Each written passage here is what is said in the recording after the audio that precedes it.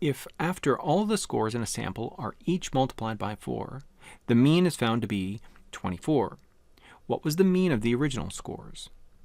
Well, in this case, you'll need to understand that whatever happens to the scores, the same happens to the mean. This is easy to see if we go through just a quick example. Let's do 1, 2, 3, 4, 5. I'll just put a really simple set of numbers. Now let's find the mean of these numbers. So in order to find the mean, let's call this a sample. So my sample mean is the sum of x over n. So I need to have my sum of x. And the sum of x for this set of scores, if you add these up, you get 15. I have 5 scores, and so my mean is going to be 15 over 5. The mean will be 3. Now let's try multiplication, like what they're talking about here. They're each multiplied by 4. If I multiply each one of these by 4, so I've got 1 times 4, that's 4. 2 times 4, that's 8. 3 times 4, that's 12. 4 times 4 is 16, and 5 times 4 is 20. If I add these up, if you add these up, I'm going to get 60. And I still have 5 scores. And so when you work out the mean, it's 60 divided by 5. This ends up being equals to 12.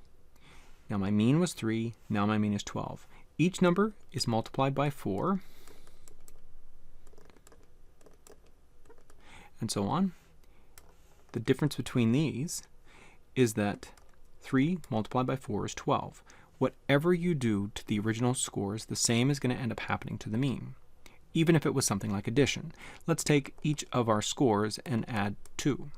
So what I'm suggesting is that the original scores that had a mean of 3, the mean will become 2 larger as well. It will become 5. Let's see that happen. So 1 plus 2 equals to 3, and so on. So 2, I'm going back to my original scores here and adding 2.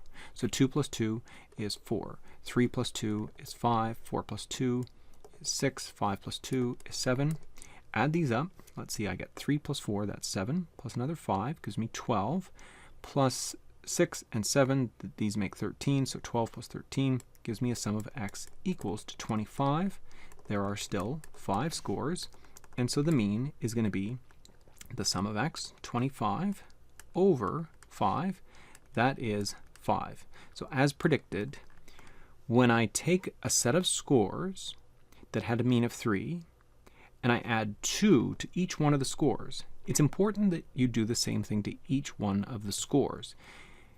That's when you can follow this rule of thumb. Whatever happens to the scores is what happens to the mean, as long as everything happens the same to each score. So if I add 2 to each one of my scores, I will end up just simply adding 2 to the mean.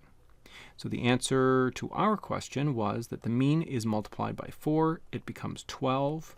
And so it would appear that, oh, I get it. I see. Sorry. We have to sort of work backwards here. If all of the scores in a sample are each multiplied by 4, the mean ends up being found to be 24. What was the mean of the original scores? So we know that this is what happens after you multiply everything by 4. It is 4 times the original size of the mean. So this is 4 times what? It's 4 times 6. The original mean must have been 6. Because we multiplied every score in the sample by 4, that means that this would be 4 times larger, giving us 24. So the answer here is A.